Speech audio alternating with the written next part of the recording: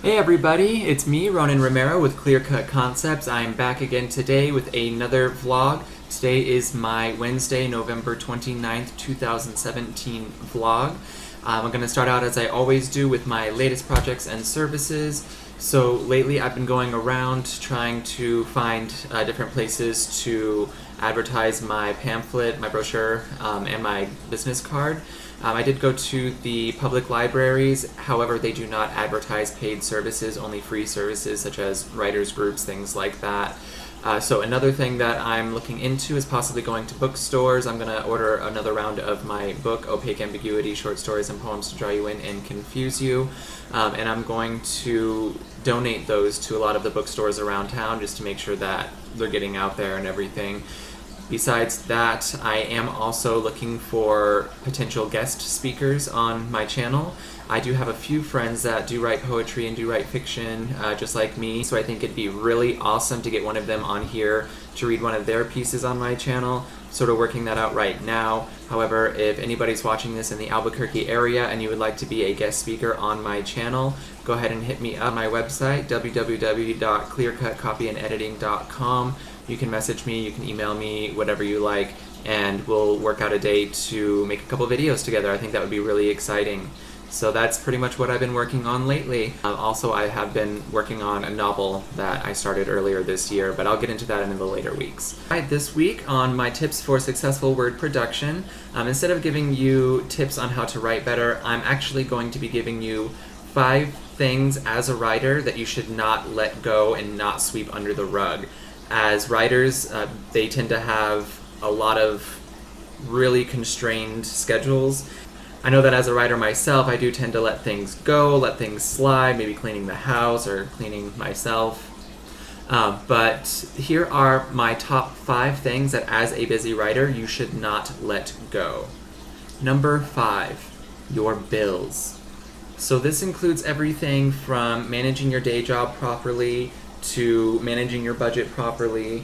I know that a lot of writers that I've known are not really good with numbers and budgeting, so they don't tend to be the one within their household that oversees the finances, which I'm lucky I have another person in my household, but of course I still do the finances because I'm actually one of those writers that enjoys finances, which is weird. Don't ask. Anyways, having a really busy schedule and a really tight deadline or just a lot of work that you need to get done within a short period of time, you can tend to push bills to the back burner or possibly just maybe forget to pay one here or there, which is not good because as a writer your money is already tight. I'm pretty sure you're already living paycheck to paycheck, and falling behind on bills is just going to hurt your credit score. It's just going to hurt you financially. You'll have late payments, fees, things like that, and you really don't need that bullshit. So, pay your bills, work your day job every day, make the money. The rest is up to you. Well, it's all up to you. But number 5, pay your bills and on time. Number 4, back up all of your progress. Nothing is worse than finishing a novel or finishing a draft and saving it on a jump drive and losing the jump drive. You want to back everything up, so you want to save it to your computer and an alternate source. What I like to do is any hard copies of work that I have, sometimes I write on a tablet or a notepad, any hard copies of anything that I have, I make copies of those to make sure that I not only have the originals here at my home in my office, but I also have another copy outside of my home somewhere. And anything that I have on my computer, I back it up to a jump drive once a month, and then I actually give that to a relative who keeps that in their home in a fireproof safe. So if my house burns down or anything like that, God forbid, I still have all my work, I still have, my passion alive. I've known writers that have actually had house fires or lost boxes during moves and just lost all of their work, and because of that they just kind of stopped writing. And even if I lost everything, I would not stop writing. I would write everything again and just make it better. But you don't want to have to waste your time doing that. So back everything up, whether it's on a jump drive, a CD, an external hard drive, just hard copies. If you have another computer that you want to make everything a copy onto, definitely do that. And I highly suggest keeping it in a second location in case anything happens to your home. Number 3, you do not want to let this one go no matter how much writing you have to get done. It is your personal hygiene. Take a shower every day, deodorant every day, brush those teeth every day, change your clothes, wash them every day. I know as a writer, I am very guilty of not doing any of that. But I do try really hard to make sure that, I smell myself really well. I may wear a shirt or a pair of pants a couple days in a row. Honestly, I don't really care. I'll wear the same set of clothes to work 2 days in a row, and who cares?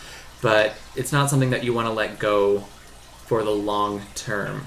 I mean, you don't wash your hair, it's going to start to get gross. You don't brush your teeth, they're going to start to fall out. You don't wear deodorant or shower, people are going to smell you, and then you're going to be known as that stinky person. Now, if you don't plan on leaving the house for 3 or 4 days, that's a different story, but something may come up, you may have to run out and get something, you may want to meet up with a friend or something. Just keep yourself freaking clean, okay? Nobody likes a stinky, smelly writer. And number 2, you definitely don't want your family life or family time to fall at the wayside of your passion. Yes, you love writing, it's what you love doing, what you're good at, what you're trying to make your life out of, but your family is your support system. You want to make sure that you don't miss any big events. Just use those as excuses to see everybody. Everybody's going to be there. You can visit and catch up with everybody all at the same time. You have Facebook, you have social media that you can keep caught up with everybody, maybe send messages to people you haven't talked to in a while, go out on a lunch date, dinner date, breakfast date, whatever you want. Just get your ass out of the house and see your damn family. They love you, you love them, unless you have some weird situation, but see your family. Family life and family time is very important and is one of the most important things that you do not want to sort of sweep to the side just because you don't have time. Family should be a priority over your work and over your passion. So make sure that you always see your family, your parents, your siblings, your loved ones, cousins, whoever you're closest to. Make sure you see them because it also helps you get out of the house and not be such a recluse. A filthy recluse.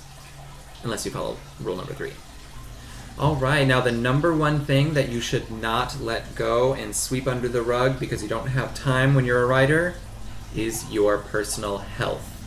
I tend to, when I am writing a lot, I tend to forget to eat. It'll be evening time and I'll be like, oh, all I've had to eat today is probably some candy, if anything, chips here and there.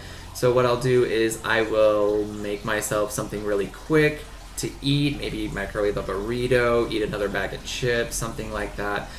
I damn sure I'm not peeling my ass a banana or eating some kind of berries or eating my broccoli like I should. I know that it weighs me down a lot. I don't eat very well at all, and that's bad. So as a writer, you want to make sure you have plenty of healthy things to eat. Maybe have a tub of fruits and vegetables here or there that you can just pop out of the refrigerator and just munch on while you're working. Also make sure that you do exercise. I tend to sit down in my chair at my desk for such long periods of time that once I finally stand up, all the blood drains from my head and I have to sit back down. So you don't want to do that. You want to make sure that you are getting up every hour or two.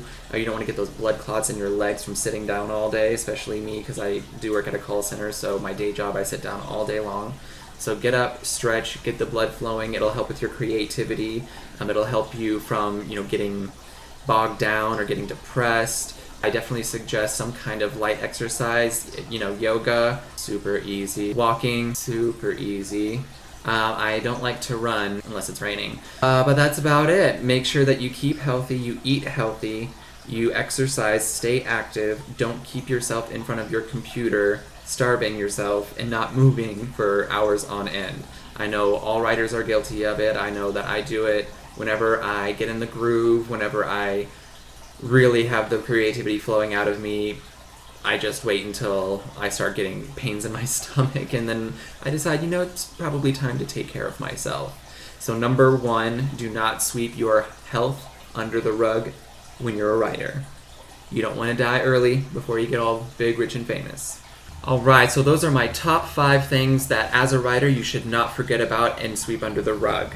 If you have any other suggestions or any other examples of bad habits that writers have, maybe you have a few yourself, definitely leave those in the comment section below, and I would love to hear about them because they're usually hilarious. This week on what I'm currently reading, as you all know, I'm still reading Stephen King's The Stand. I have gotten to chapter 58 of the 77 chapters through the series. At this point, I know we've been talking about Harold and Nadine, the two crazies that have shacked up together. When we last saw them, they were constructing dynamite to some sort of device in the basement. It was very dangerous looking. Larry, who used to be with Nadine, and Franny, who Harold is in love with but now hates, they kind of decided that they are very suspicious of Harold and his kind of fake happy behavior. So they did decide to go steal his journal that he calls the Ledger. When they broke into his home, they went in through the basement, and what shocked me was that all the dynamite and the trigger device that they were building was gone. So they had done something with that. And then they went upstairs, they found the ledger, found a couple of dark things, but they decided to take it with them when Franny saw in there that he was talking about killing her boyfriend Stu and possibly her as well. Keep in mind she is about 6 months pregnant at this point. From there, they kind of flee the home with the ledger with them because they want to be able to show other people, other members of the committee, to make sure that, you know, they believe them and they have proof and they have time to read through everything. And Nadine, while they were breaking into her home, her and Harold's home, to get the ledger, Nadine was actually bringing the dynamite and trigger device to the house that the committee is planning on meeting in the next night, and she planted it in a closet. So that's very scary. I don't know if she's planning on killing the committee, everybody there, what's going on. Kind of seems like it though, which is freaky. After she plants it, she has a crisis of conscience. She ends up hallucinating the Dark Man, Randall Flagg, who is of course the leader of the dark group over in Las Vegas, Nevada.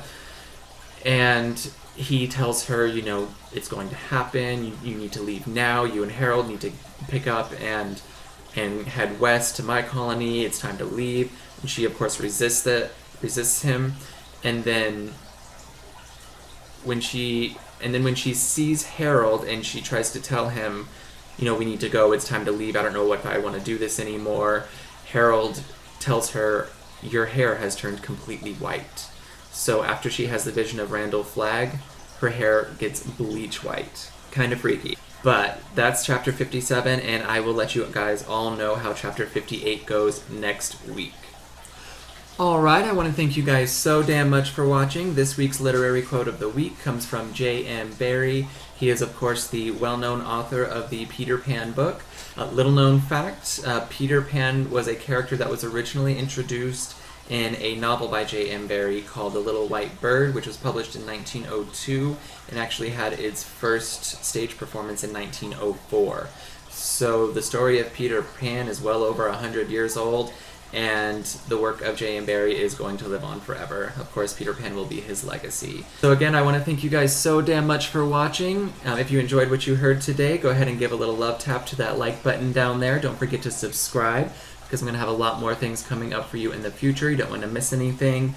Again, if anybody is interested in the Albuquerque area and being a guest speaker on my channel, please contact me on my website at www.clearcutcopyandediting.com. There's plenty of ways to contact me there. Otherwise, I want to thank you guys so damn much for watching this week, and I'll see you all next week.